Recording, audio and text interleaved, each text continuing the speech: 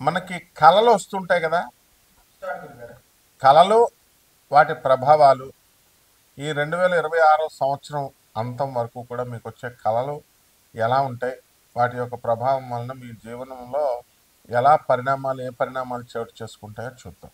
ముందుగా ఓం వసుదేవసుతం దేవం కంసచాణూరమర్దనం దేవకీ పరమానందం కృష్ణం వందే జగద్గురుం. కృష్ణం వందే జగద్గురుం, అర్జునం వందే జగదేక వీరం. ఓం శ్రీ రాధాకృష్ణాభ్యాం నమ. మనకి ఏదైనా కొండ ఎక్కుతున్నట్టు కళలు వచ్చినాయి అనుకోండి, ఏమండి బాబాయ్ చచ్చిపోతామండి, కొండ ఎక్కుతున్నట్టు కళలు వస్తున్నాయండి అని చాలామందికి సందేహాలు వస్తాయి. కొండ ఎక్కుతున్నట్టు వస్తే మీరు జీవితంలో పైకి వస్తున్నట్టు లెక్క. ఏమండి నీళ్ళు వచ్చినాయండి కళ్ళలోకి, ఏమండి నీళ్ళు వస్తే అందులో తేట తెల్లగా నీళ్ళు ఉన్నాయనుకోండి, బురద నీళ్ళు కాకుండా మీ యొక్క సమస్యలన్నీ కూడా పరిష్కారం అయిపోతున్నాయి అని అర్థం. అలాగే బురద నీళ్ళుంటే కష్టాల్లో కూరుకుపోతున్నారు అని వస్తాయి. చాలామందికి చూడండి, దేవలోకంలోనో ఏదో ఒక లోకంలో ఉన్నటువంటి మహాకాళి గుడి, కనకదుర్గాదేవి గుడి ఇది కల్లోకి వస్తున్నాయండి అని చెప్పి చాలామంది శిష్యులు నాకు చెప్తూ ఉండేవారు. అది ఎలా ఉంటాయంటే నీళ్ళల్లో, నదుల నీళ్ళల్లో ఆ గుడి ఎక్కడో ఉంది, కొన్ని వందల ఎకరాల్లో ఉన్నట్టుగా పెద్ద ప్రాంతం, నది నీళ్ళు వచ్చేస్తే ఆ నది పైన తేలుతూ ఆ నది దాటుతూ ఉంటే అక్కడ కాళికాదేవి, ఆ పక్కనే దుర్గాదేవి బొమ్మలు గుడి లోపల అద్భుతం అసలు. అలాంటి ఈ కళ దేవతలు కళ్ళకు వచ్చారనుకోండి నీళ్లు, మీ కష్టాలు త్వరలో పోతున్నాయి అని అర్థం. అలాగే రైలు ప్రయాణమో, విమాన ప్రయాణమో, బస్సు ప్రయాణమో వచ్చిందనుకోండి, మనకి ఇంకా టపీమని యమధర్మరాజు దగ్గరికి ప్రయాణం చేస్తున్నట్టు ఫలితం అన్నమాట. అలాగే మనకి చిన్న పిల్లల కళ్ళకు వచ్చారనుకోండి, మన పెద్దవాళ్ళు చెప్తూ ఉంటారు, చిన్న పసిపిల్లలు వస్తే కనుక గాలి కళ్ళకు వచ్చినాయి, దెయ్యాల కళ్ళకు వచ్చినాయి అని అంటూ ఉంటారు. అలాగే చక్కగా మనకి ఎప్పుడూ కూడా పర్వతాలు, దేవతలు వీళ్ళందరూ వస్తున్నారంటే ఏంటంటే మనకి కేతుగ్రహము మన జన్మ లగ్నములో కానీ జన్మ రాశిలో కానీ వచ్చినప్పుడు ఆ ఆ దాని యొక్క ధర్మం వలన మనకి అలా వస్తుంది అని అర్థం. అలాగే కొంతమందికి శ్మశానాల కల్లోకి వస్తుంటాయి. ఆ శ్మశానాల కల్లోకి వస్తూ ఉంటే మనకి ఏమవుతూ ఉందంటే మనకి గాలి ధూళి అని అనుకుంటాం. అది చెడ్డో తెలీదు, శ్మశానం కల్లోకి వస్తే మంచో తెలీదు, భయం వేస్తుంది ఓ పక్క నుంచి. అంటే శివుడు శవం కల్లోకి వస్తుంది, శివుడు అనమాట. మరుభూమి కైలాసం కల్లోకి వచ్చినంత గొప్పదనమాట. అటువంటిప్పుడు మనం ఏం చేయాలండి అంటే నిద్ర లేచి టపీమని మంచి కళలు వస్తున్నప్పుడు మనం సాధన చేయాలి, జపాలు చేయాలి. లేచి చక్కగా జపాలు చేసినప్పుడు మనకి బ్రహ్మాండంగా ఉంటుంది. ఇక రక్తం కల్లోకి వస్తుంది, మాంస పదార్థాలు కల్లోకి వస్తాయి. రక్తం కల్లోకి వస్తే కుజగ్రహము అనుకూలత లేదు అని అర్థము. ఇక ఏదన్నా ఎవరినన్నా మర్డర్ చేసేసినట్టు కానీ, లేకపోతే చేపల్ని కోళ్ళని కోసేసినట్టు కానీ, మేకల్ని వీటిని ఇవన్నీ కూడా మన కల్లోకి వస్తే కనుక త్వరలో మనకి యాక్సిడెంట్లు జరగబోతున్నాయి, లేకపోతే కొన్ని అప్పుల బాధలు జరగబోతున్నాయి అని అర్థం అన్నమాట. అదేవిధంగా మనకి ఇంకా కళ్ళకి ఏమొస్తాయి, వ్యాపారం చేస్తున్నట్టు, షాపుల్లో కూర్చున్నట్టు, ఇలా మనకి అది ఉంటే యావరేజ్గా వీళ్ళు బిజినెస్ చేస్తున్నారు అని కళ్ళలోకి మనకి వచ్చినట్టు. అలాగే స్త్రీలతో రమిస్తున్నట్టు కళ్ళలోకి వస్తాయి. ఆ రమించడం అనేటటువంటి కళ చాలా మంచి కళ అన్నమాట. కాబట్టి మనకి ధన లాభము, అలాగే అశుద్ధము, మనం ఎక్స్క్రిషన్, మనము అశుద్ధ పదార్థాలు, ఆవు పేడ, మనిషి పేడ, ఇలాంటివన్నీ కూడా కళ్ళలోకి వస్తే మనిషి అశుద్ధము, ఇవన్నీ కూడా ఏమవుతాయంటే అండి మనకి త్వరలో ధనవంతులు కాబోతున్నాము. అలాగే చేపల కళ్ళలోకి వచ్చినాయి అనుకోండి, చేపల కళ్ళలోకి వస్తే ఆ చేపలు త్వరలో మనకి కష్టాలు ఈదుతున్నాము అని అర్థం. పాముల కళ్ళలోకి వస్తాయి, పాముల కళ్ళలోకి వచ్చినప్పుడు దేవతా జాతి సర్పాలు కనుక మనకి కళ్ళలోకి కనుక వచ్చినట్లయితే మనకు తప్పకుండా మనకి కష్టాల నుంచి మనం విముక్తులవుతున్నాము అని అర్థం. అయితే పాము మామూలు ఆర్డినరీ పాము కనుక కల్లోకి వస్తే ఒక దెయ్యము కల్లోకి వచ్చినట్టు, గాలి స్పిరిట్ కల్లోకి వచ్చినట్టు. కానీ అదే మనకి కాటు వేసినట్లయితే తప్పకుండా అది మనల్ని మంచి జరగబోతుంది త్వరలో అని అర్థం. ఈ విధంగా ద్వాదశ రాశుల వారికి అందరికీ కూడా 12 రాశుల వారికి ఈ నవంబర్ నెల 2025 సంవత్సరం నుంచి డిసెంబర్ 31 2026 సంవత్సరం వరకు జరిగేటటువంటి పరిణామాలు ఏ విధంగా ఉంటాయి, కలర్ రూపంలో మీకు జాతకం ఎలా ఉండబోతోంది, ఇవన్నీ కూడా మనం చెప్పడం జరుగుతుంది.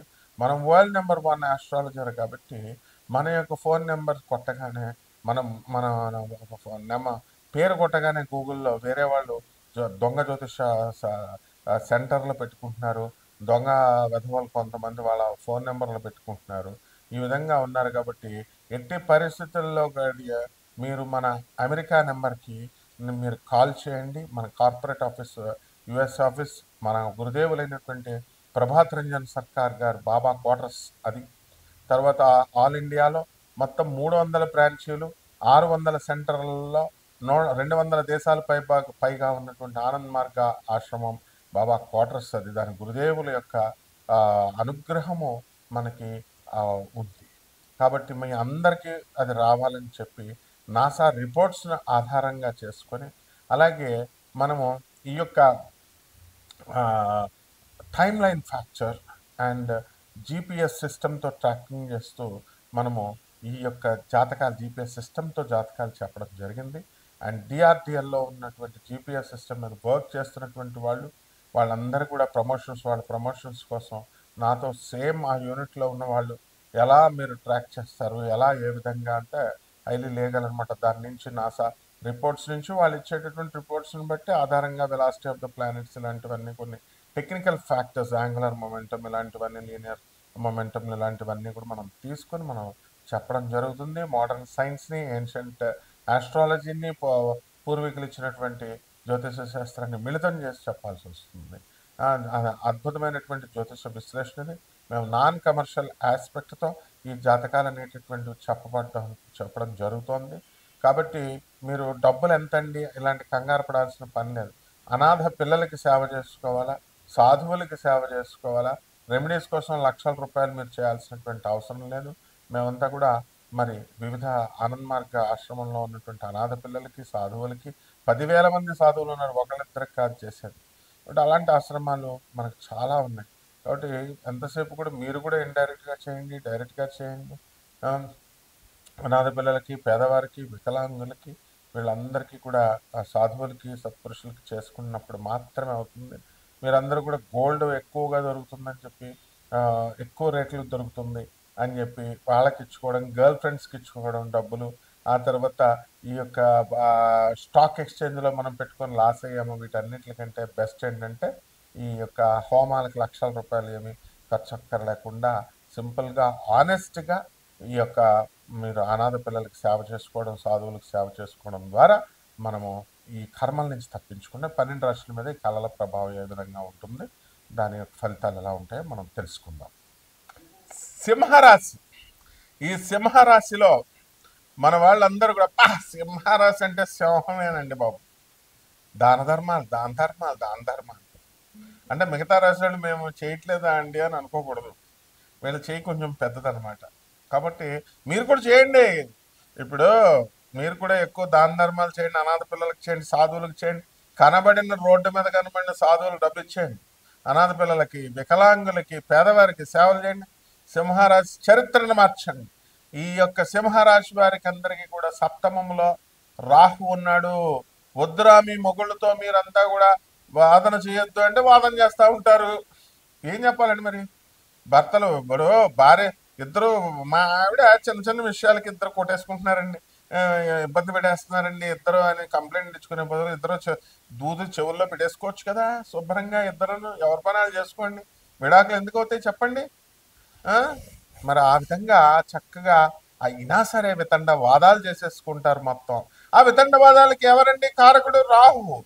మీకేం కల్లోకి వస్తాయండి? ఎలుగుబంట్లు కల్లోకి వస్తూ ఉంటాయి. మీకు రావట్లేదేమో కుక్కలు బాగా వస్తూ ఉంటాయి, పక్కన పడుకోబెట్టుకుంటూ మూతులు మూతులు నాకుతూ ఉంటారు కుక్కలకి. పిల్లులు కల్లోకి వచ్చిన, కుక్కల కల్లోకి వచ్చిన, పర్వతాలు కల్లోకి వచ్చిన, గడ్డి బాగా ఎదురుగా ఇది వచ్చిన, ఇవన్నీ కూడా ఫోన్లు ఎక్కువ వచ్చిన, ఫోన్లు కల్లోకి వచ్చిన, ఇవన్నీ కూడా ఏంటంటే అండి మనకి ఈ యొక్క సింహరాశి వారికి రాహు ప్రభావం వలన ఎలక్ట్రికల్ సామాను కల్లోకి వచ్చినా కూడా మనకి రాహు ప్రేరేపిస్తున్నాడు. వితండవాదాలు పెరుగుతాయి, తగ్గించాలి. ఇకపోతే చక్కగా అష్టమంలో ఉన్నటువంటి శనిగ్రహ ప్రభావం వలన చక్కగా పనులు లేట్ అయినప్పటికీ కూడా ఏమీ పర్వాలేదండి. ఈ శనిగ్రహం వల్ల మీకు కష్టాలు పోయినా కూడా యాక్సిడెంట్లు కాకుండా మీకు రక్షిస్తూ ఉంటాడు. కాబట్టి ప్రయాణాలు కూడా మీరు చేసేటప్పుడు ఎవరితో పడితే వాళ్ళతో చేయకూడదు. వాహనాల కల్లోకి వస్తుంటే బీ కేర్ఫుల్. మొన్నే నన్ను అసలే ఒక కారు గుద్దైపోయింది, కాలు మీద నుంచి ఎక్కించేసాడు పంజాగుట్ట సెంటర్లో. కాబట్టి అడే మనం ఓవర్ ఎస్టిమేట్ అనమాట. వర్షాలు వచ్చినాయి అనుకోండి మన వాళ్ళు ఆగలేరు. కాబట్టి మీరు అలా చాలా జాగ్రత్తగా ఉండాలి ఆ ప్రయాణాలు.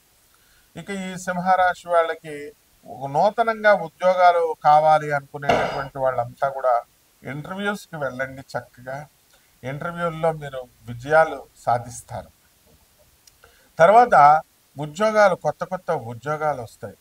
ఈ రకంగా మీరంతా అనుకున్న పనులు అనుకున్నట్లు మీరు చేస్తారు. తలుపులు కొట్టినట్లు కానీ, తలుపులు వేసినట్లు కానీ మీకు కల్లోకి వచ్చినా, ఆ సౌండ్లు వినబడినా మీకు కష్టాలన్నీ కూడా దూరం అయిపోతున్నాయని మీకు అర్థం. ఇంకా వ్యాపారాలు, ఏ వ్యాపారాలు చేసుకోవచ్చు, ఇవన్నీ మన వ్యక్తిగత జాతకాల్లో చూద్దాం, పరిహారాలు కూడా చెప్తాం.